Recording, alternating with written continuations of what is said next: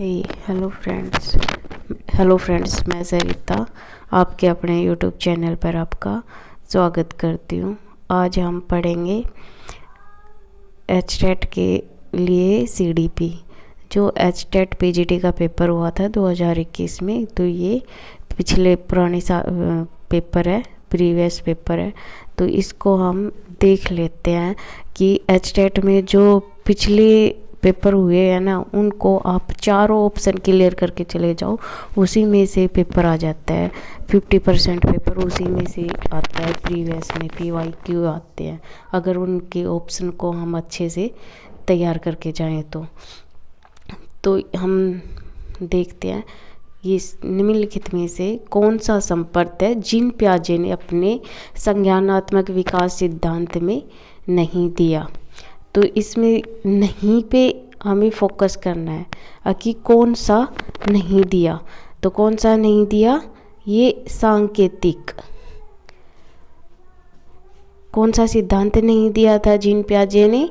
सांकेतिक नहीं दिया था। ये आत्म सातीकरण भी दिया था, सम विशिष्टीकरण भी दिया था, और संतुलन। तो ये सांकेतिक किसका सिद्धांत है? ये ब्रूनर का है, और ब्रूनर स्कैफोल्डिंग के पिता माने जाते हैं। ब्रूनर कौन माने जाते हैं? ये स्कैफोल्डिंग के पिता माने जाते हैं। अगला क्वेश्चन है हमारा, निम्नलिखित में से कौन सा गैने द्वारा प्रदत्त अधिगम सोपानिक सिद्धांत का उच्चतम स्तर है? तो ये कौन सा उच्चतम स्तर है? समस्या समाधान अधिगम। गैने का सबसे उच्चतम स्तर कौन सा है अधिगम का? समस्या समाधान अधिगम।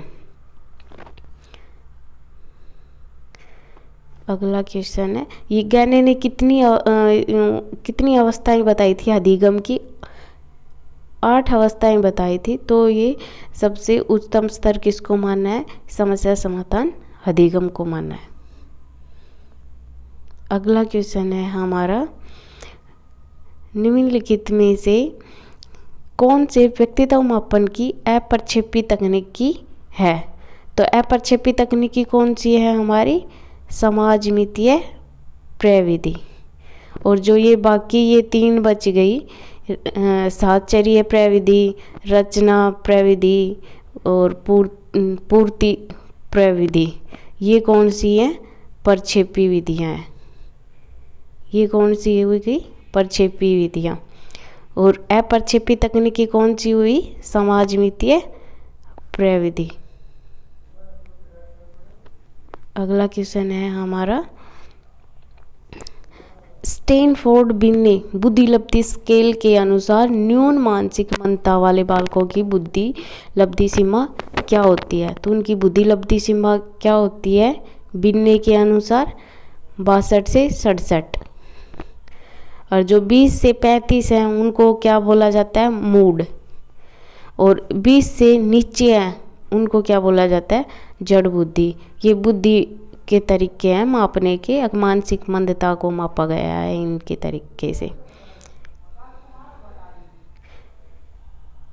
अगला क्वेश्चन है हमारा, निम्नलिखित में से मन का कौन सा स्तर पूर्णतः सुखवादी और सुख प्राप्ति के अनुसिद्धांत द्वारा निर्देशित होता है? तो ये किसने दिए हैं? सिगमंड फ्राइड ने दिए थे। ये इदम हैम परम हैम, इदम ईगो सुपर ईगो, ये किसके हैं? सिगमंड फ्राइड ने बताए थे। तो इदम में तो क्या होता है? हैम में सचेत होता है, तर्क संगत होता है। परम हैम में आंतरिक अनुभव हो जाते हैं, वो नैतिकवादी हो जाता है। इदम में क्या होता है? ये कामेच्छा का भंडार होता है कि वो अपने अपने बारे में सोचता है। तो इसमें कौन सा होगा? इदम।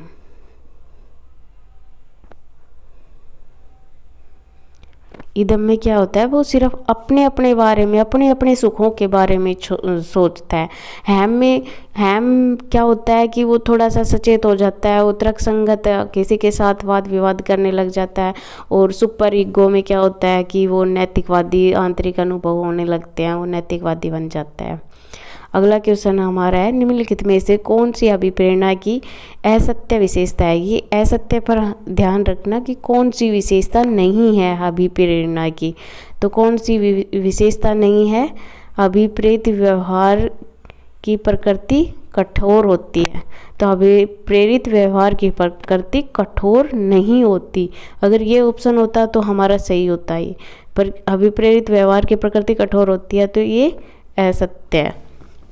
और ये तीनों बातें सत्य हैं कि अभिप्रेरणा से व्यक्ति का व्यवहार लक्ष्योन्मुखी होता है, अभिप्रेरित व्यवहार निरंतरता करता है, अभिप्रेरणा मनुष्य में ऊर्जा परिवर्तन करती है। ये तीनों सही हैं। हमारा अगला क्वेश्चन है, खेल प्रत्याशित सिद्धांत के प्रतिपादक कौन है। ये बिल्कुल फैक्ट क्वेश्चन है कि खेल प्रत्याशित सिद्धांत के प्रतिपादक कौन है। इसके प्रतिपादक हैं कार्ल ग्रूस। खेल प्रत्याशित सिद्धांत के प्रतिपादक कौन है, कार्ल ग्रूस। मैकडूगल किसके प्रतिपादक है, मूल प्रवृत्ति के सिद्धांत के प्रतिपादक है मैकडूगल। और इसने कितनी मूल प्रवृत्तियां बताई हैं, 14 मूल प्रवृत्तियां बताई हैं। अगला क्वेश्चन है, निम्नलिखित में से कौन सा एक मूल प्रवृत्ति की विशेषता के संदर्भ में गलत है। कि मूल प्रवृत्ति की विशेषता नहीं है, ये बताना, इस गलत पे ध्यान रखना। तो कौन सी नहीं है, मूल प्रवृत्ति अल्पकालिक होती है, ये नहीं होती, ये अल्पकालिक नहीं होती, मूल प्रवृत्ति दीर्घकालिक होती है। अगला है, यह किसने कहा कि किशोर अवस्था दबाव और तनाव, तूफान तथा संघर्ष की अवस्था है। ये क्वेश्चन बहुत बार आता है। किसने कहा था, स्टेनले हॉल ने। किसने कहा, स्टेनले हॉल ने। इसे बाल अध्ययन का पिता भी कहा जाता है। बाल अध्ययन के पिता कौन है, स्टेनले हॉल। और ये किशोर अवस्था को दबाव, तूफान तथा संघर्ष की अवस्था भी बोलते हैं। जीन प्याजे क्या है, ये सामाजिक है। ये किस पे जोर देते हैं, सामाजिक पे।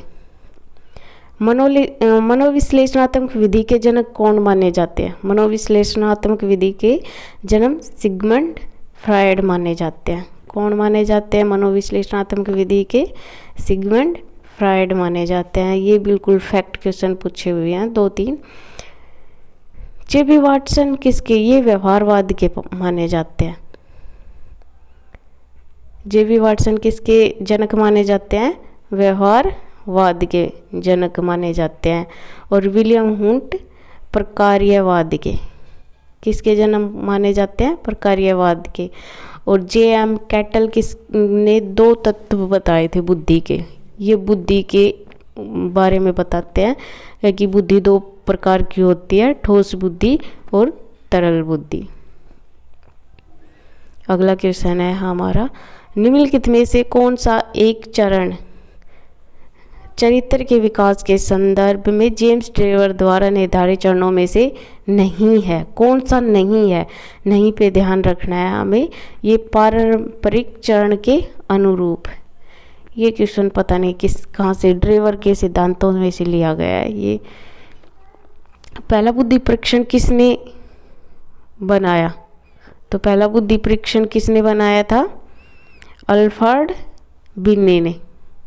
पहला बुद्धि परीक्षण किसने बनाया, अल्फ्रेड बिने ने बनाया था। अगला क्वेश्चन है, निम्नलिखित में से कौन सा कथन असत्य है। तो ये असत्य पे ध्यान रखना कि मूल प्रवृत्ति प्रतिक्षेप क्रियाओं के द्वारा होने वाले व्यवहार के परिवर्तन भी अधिगम माने जाते हैं। ये असत्य है और ये सारे सही है। अधिगम एक प्रक्रिया है कि न कि उत्पाद। कि अधिगम को हम सीख सकते हैं, इसको पैदा नहीं किया जा सकता। अधिगम प्रक्रिया सदा उद्देश्यपूर्ण होती है, क्योंकि अधिगम कैसा भी हो, कुछ ना कुछ हम उसमें नया सीखते ही रहते हैं। अधिगम का क्षेत्र व्यापक होता है। अधिगम एक सीमित नहीं होता है, इसका संकुचित क्षेत्र नहीं होता, बहुत बड़ा विस्तार से होता है जिसको हम माप नहीं सकते। तो ये तीनों सही हैं और ये असत्य है। अगला क्वेश्चन है, सृजनशीलता के पोषण एवं संवर्धन के लिए मस्तिष्क उद्दीलन विधि के प्रतिपादन कौन है? तो ये क्या है? मस्तिष्क उद्दीलन विधि के प्रतिपादक कौन है? मायर्स। कौन है? मायर्स। ये तीनों गलत है और इसके प्रतिपादक कौन है? मायर्स। ये भी बिल्कुल फैक्ट क्वेश्चन है, इसीलिए हमें PYQ करके जाना चाहिए। तो HTET में तो मैंने देखा, मैंने अपना पेपर क्लियर किया था HTET का, तो मैंने जितने भी 2011 से हुए थे पेपर 2021 तक के, 22 में मेरा क्लियर हो गए TGT और PGT दोनों, तो मैं ये सारे PYQ लगा के गई थी। अगला क्वेश्चन है, निम्नलिखित में से कौन सा जन्मजात अभिप्रेरक नहीं है? जन्मजात अभिप्रेरक क्या नहीं है? सुरक्षा। भूख भी हमें जन्मजात लगती है, प्यास भी हमें जन्म से ही लगती है, किसी के कहने से थोड़ी लगती है, और विश्राम भी हमें ज़रूरत होती है अपने शरीर को विश्राम करने की, किसी के कहने से विश्राम नहीं होता। अगला क्वेश्चन है, विचार, निर्णय लेने, भाषा और अन्य उच्च मानसिक प्रक्रियाओं से जुड़ी मानसिक गतिविधियों को क्या कहा जाता है? संज्ञान कहा जाता है। दृश्य चित्र तो देखने का हो गया, संपर्क अलग है, प्रस्ताव किसी को प्रस्ताव थोड़ी वो करना है। तो विचार, निर्णय लेने, भाषा और अन्य उच्च मानसिक प्रक्रियाओं से जुड़ी मानसिक गतिविधियों को क्या कहा जाता है? संज्ञान कहा जाता है, कि इसमें सारी चीज़ आ गई। तो आज हमने 16 क्वेश्चन कर लिए इसके, और जितने 14 क्वेश्चन और बच गए वो हम कल करेंगे। और एक बार इनके आंसर ज़रूर देख के जाना, पिछले पेपरों PYQ करके ज़रूर जाना, आपको बहुत हेल्पफुल होगा ये। Thank you.